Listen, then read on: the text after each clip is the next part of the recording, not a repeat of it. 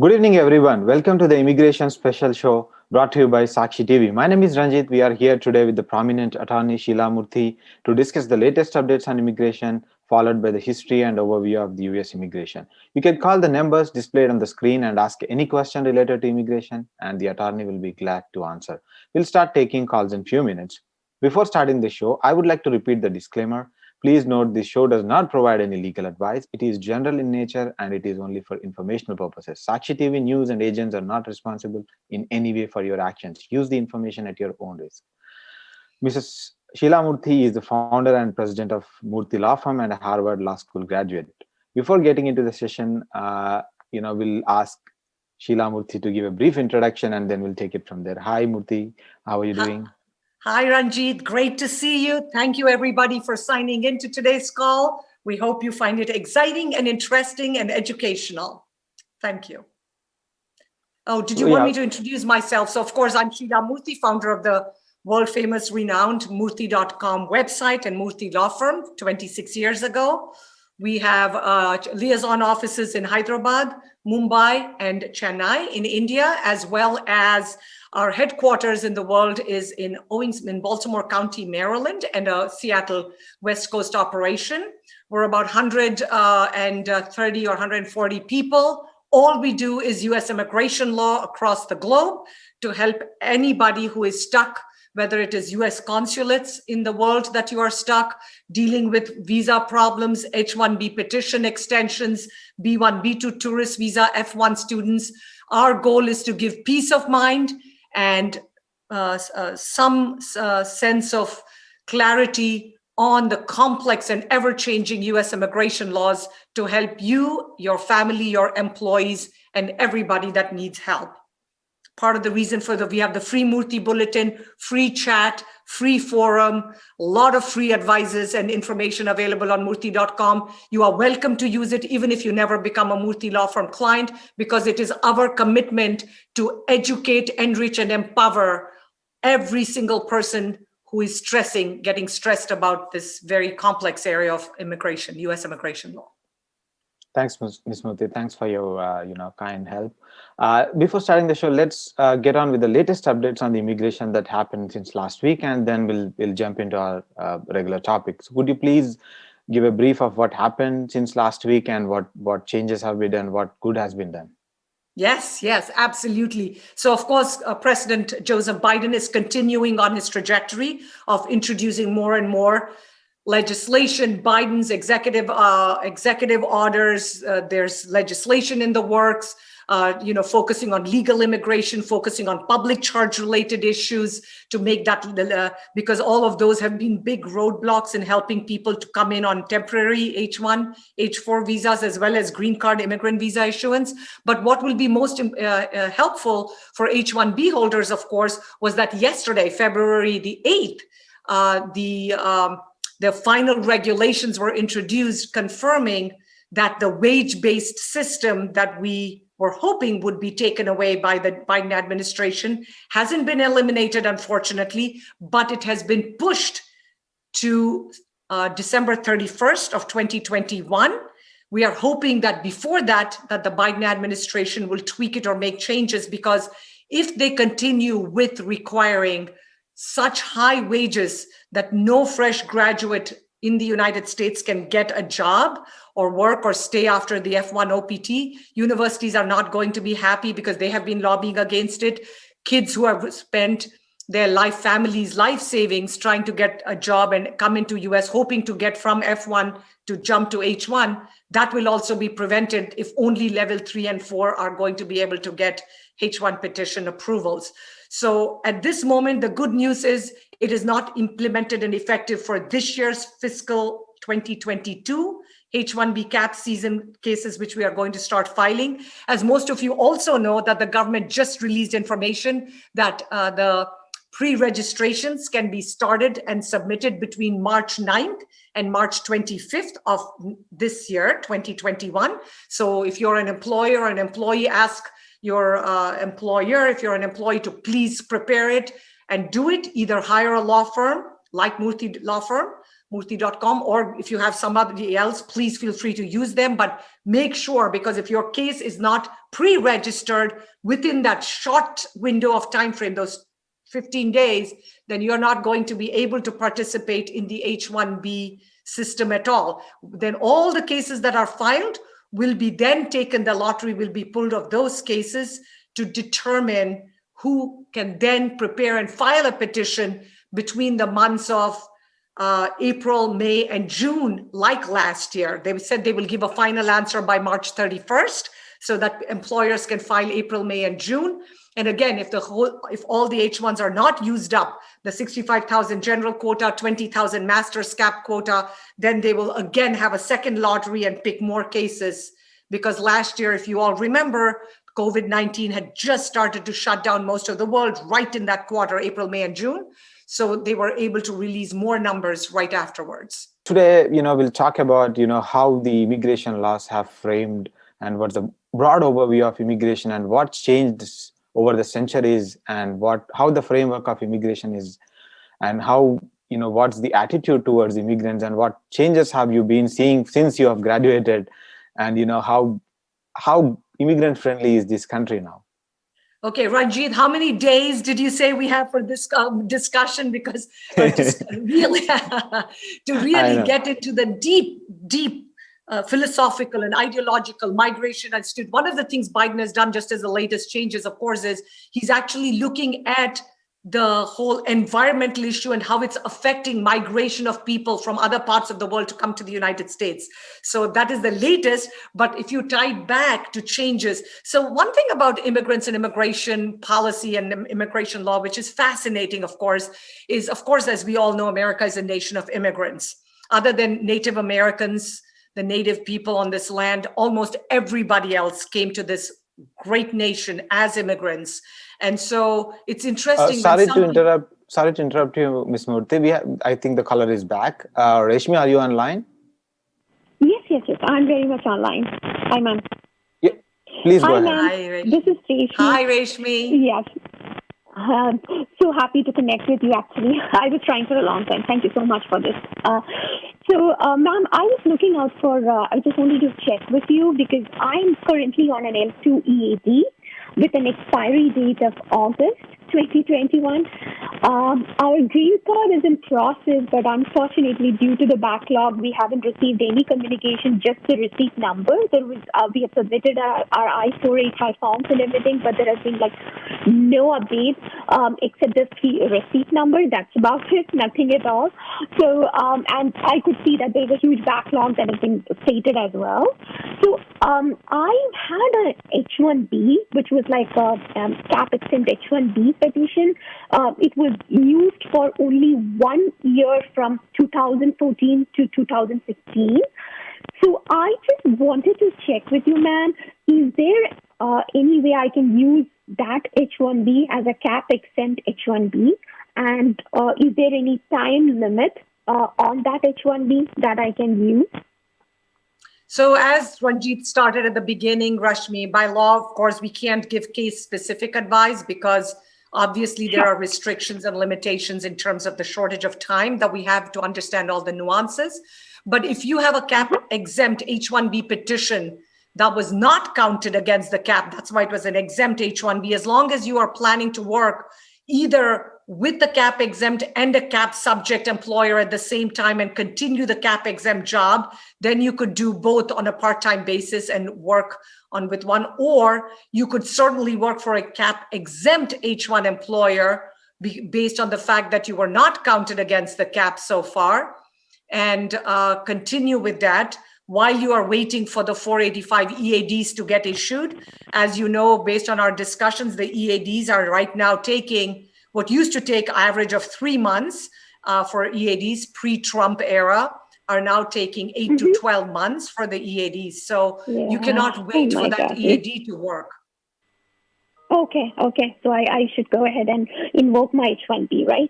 That's what you suggest. Yes, absolutely. Okay. I think that answered your question. We have another caller, Rajesh, on line. Hi, Rajesh. You are on the air. Please go ahead and ask your question. Hi, Sheela Murthy. My priority date is 2015 May. Now, since I switched the employer, my employer is asking me to file a Y140 in EB2 or EB3. Is asking me. So, what will be your suggestion, Sheela Murthy, to go with EB3 or EB2 I140? Okay. So in general, as we know, EB2 tends to move faster than EB3 because the spillover of the unused visa numbers in each category spills to the next category. However, of course, I'm aware that this past October and November of 2020, the EB3 numbers were moving ahead faster than the EB2 numbers. And part of it was because, of course, everybody, when they saw that EB2 was moving much faster, people started filing. A lot of Indians upgraded their case from EB3 to EB2. So the number of people filing in EB2 was so much more than those asking for EB3 green card filings. The general information, the general advice or input that any immigration lawyer should and would give is that you're better off doing an EB2 case, because if you need to downgrade the case, it's easier. You can never upgrade the case and file the I-140 upgrade with the 485. You would need a brand new perm for that type of situation. So in general, EB2 is recommended. Now, if your, for example, prior employer with whom you have the EB2 approval were to give you a job offer to go back and join them, Rajesh, and you have that, and now you want to do EB3 with the current employer so that you have both options without having to do a downgrade or an upgrade, then I might recommend maybe the EB3 with the current employer is keep that option. Keep the other one if you're able to go back down the road or you have negotiated with them that you will rejoin them after they file the 485 and you get the EAD card, etc. Ms. Murthy, just to add to Raj's question, I heard like earlier people used to file both EB2 and EB3 with the same perm petition. Is that possible? If that is the case, a lot of people can do both at a time. Yeah, you can do, if you have done an EB2 case, then you can do an EB3 downgrade with that. We all, I think, did. There's some levels of risk. We were very nervous about the Trump administration. Pre-Trump, we did many of those all the time. We were concerned that the administration would come back and ask, is there fraud? Why didn't we advertise the lesser conditions for a US worker? Why did we are saying suddenly we don't need master's degree or 5 years experience. So you can use the same EB2 approval to file an EB2 or an EB3 downgrade case. We were worried about potential fraud questions, Ranjit, but honestly, over the last 26 years that we've had the Murthy law firm, and even before that, when I was practicing immigration law at major law firms, we have done EB3 downgrades. You can never do an EB3 upgrade. If you do an EB3 case, you cannot do an upgrade. You would need a brand new fresh perm, fresh I-140 to do it. That's why I thought it would be beneficial for Rajesh. If you have to pick one, I would do the EB2 if you have everything qualified. Now, remember, the salary for EB2 is always higher than the salary for EB3. Sounds good. So yeah, that's a great advice actually. So yeah, we have another caller in line. Hi. Welcome to the show. You are on the air. Please go ahead and ask your question. Hi, Murthy. This is Hello. Sam. I have a question now. Yes. Can you hear me? Yeah, please go ahead. Tell your name and go ahead. Hi, this is Sam. Thanks for taking my call. I have a question regarding my derivatives 485 application. I have filed my 485 in October. So I recently got my receipt, but my derivatives 485 was rejected because it was improperly filed. Looks like my attorney did not fill the in the correct way. So right now the dates are retrogressed. Is there a way, what's the procedure to get it corrected and accepted? Yeah, Sam, we've been hearing a lot of these problems where lawyers were either not familiar or not sure what to check off, and they checked the 3A, or instead of the 3A, they did the 9A, and they checked off the wrong sections on the form for derivative applications, and many derivative cases have been rejected. I know the American Immigration Lawyers Association, or AILA, has already contacted and is talking to the senior officials at the USCIS headquarters to try and resolve this issue, to see if we can, if the employer or the employee is able to refile the cases, because clearly the way the form is written, it could have been subject to some level of confusion. And I think a lot of lawyers who are not as experienced or knowledgeable maybe got confused and checked the wrong box or section. So we are hoping to have an answer on this. I know I saw something from Friday afternoon and first week of February saying that AILA is planning to contact and pursue with AILA USCIS headquarters, the service center operations. They are looking into this. They're asking and negotiating. They want specific examples they were looking at, and they were trying to see, they're aware of hundreds, if not thousands of cases that have been rejected. And of course, the fear is that if your status has been accepted as the principal applicant, then the dependents are somewhat at the mercy of the principal applicant. Now, if you can maintain your H-1B and renew it, Sam, it would be much safer for you, because that way we can continue to renew the H-4 for your spouse and any minor children below the age of 21 who are eligible for the H-4 status, because the last thing you want to do is have them also fall out of status or become out of status in a situation like this. As you know, under the doctrine of dual intent, you can have both the H1 and H4 concurrently with the I-485 pending, because the doctrine of dual intent allows you to have both non-immigrant petition status and an immigrant status. This was a change in the law that occurred back in 1990 under IMACT, or Immigration Act of 1990. So please convince your current employer to file and renew your H-1B and H-4, even though your 485 has been filed, because anyway, even the EADs, as we just talked about it a few minutes ago, are taking 8 to 12 months. So just doing that extension will protect your family, and hopefully their dates will become current in case USCIS refuses to accept the I-485s for your family members. Good luck, Sam. Yeah, that answers your question. And just to add to this question, there are multiple cases where the forms are just rejected, even though if everything is fine by the mailroom. In such cases, if the date already retrogrades, what can be done? Can we fight on it? Because it was not actually any mistake from either employer or the attorney side, but it's merely a fault of the mailroom. In that case, of course, there are processes and systems set up on exactly how to deal with that type of a situation, Ranjit.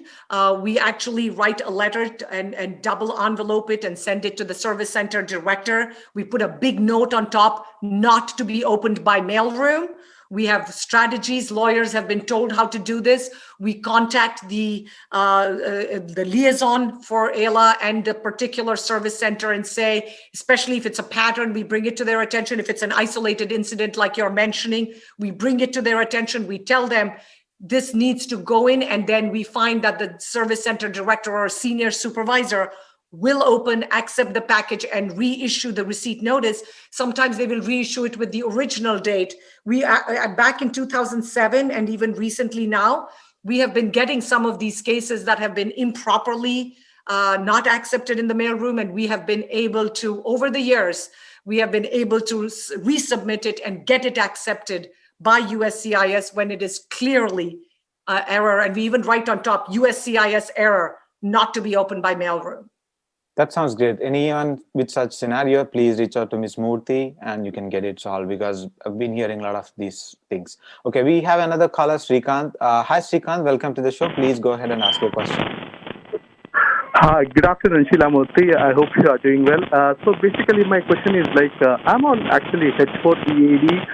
My EAD is going to expire 8th of March, which is not even 1 month. So my spouse have went ahead and we have filed our H1B, H4 and H4 EAD. The H1 got approved for 3 years.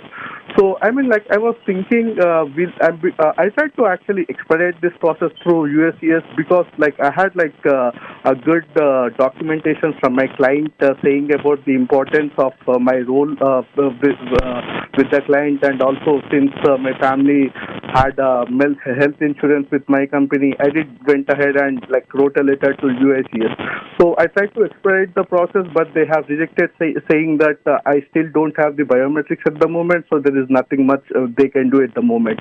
So I was like thinking, is that okay if I go to probably Mexico, get my stamping done, and while I come back, I can bypass the biometric and directly expedite my EAD process? Is this like an option, or which is the other best option that you can give at the moment?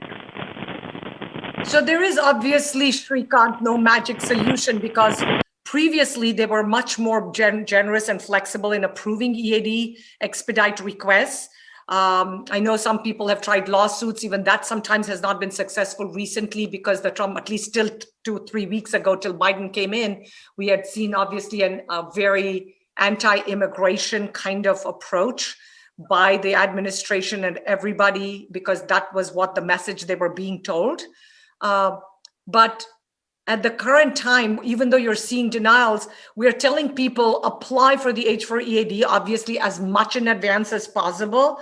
Don't wait till like 2-3 months before the H1B expires or H4 expires. File it, 6 months, even a year before. You can do it, by the way, if you do it as an amendment and an extension, file together. And then some people, what they're doing is, once the expedite request, we're hoping that if the Biden administration is able to release the guidance or the regulations, which you can request them, is to set up the process, because the Congress already passed the law, as you know, allowing for expedite requests for H4 EADs and 485 EADs, because they realize how important it is for the ability to earn money and support your family. So the EAD option is supposed to be expedited with the premium processing program. And so we're hoping that will come out very soon, which is, I think, the way the Biden administration is planning to go.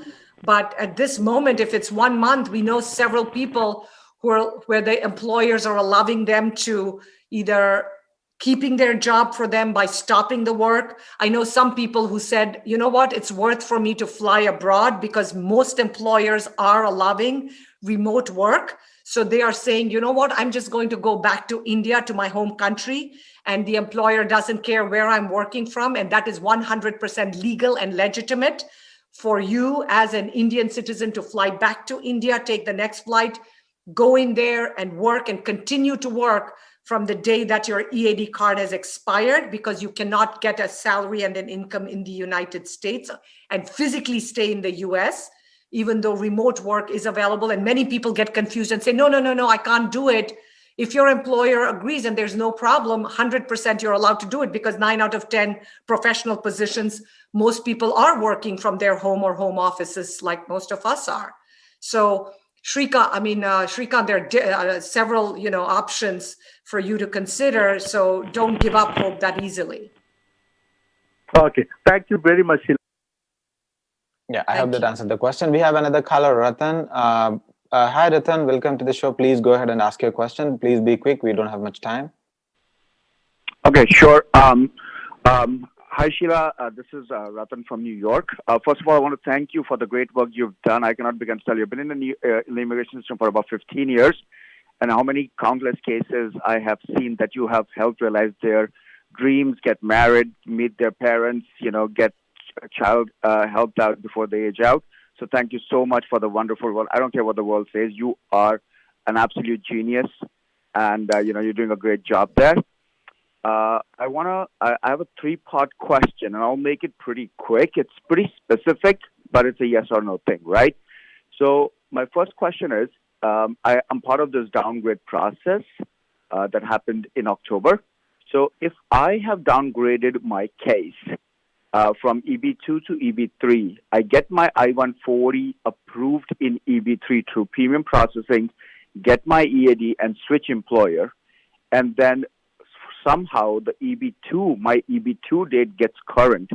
Can I still file interfiling and get my green card, or I lose my I-140 EB2 at that point? By law, one is not supposed to lose the EB2 opportunity to file. I think because there's so many thousands of such cases that were filed recently, Ratan, in October, November, December, we're a little bit concerned about how USCIS may look at this. So that's something you need to be careful about. Okay, I think we are towards the end of the show. Again, thanks, Ms. Murthy, for your time and helping the community and having such empathy towards all the immigrants. It's really great that you've taken your personal time to take and help us. So thanks for all the calls and watching the show. It was a great session with interesting topics and questions. Please call in every Wednesday, 1 p.m. EST to watch the special immigration show. Again, it's every Tuesday, 1 p.m. EST on Sakshi TV. This is Ranjit signing off. Thanks, Murthy.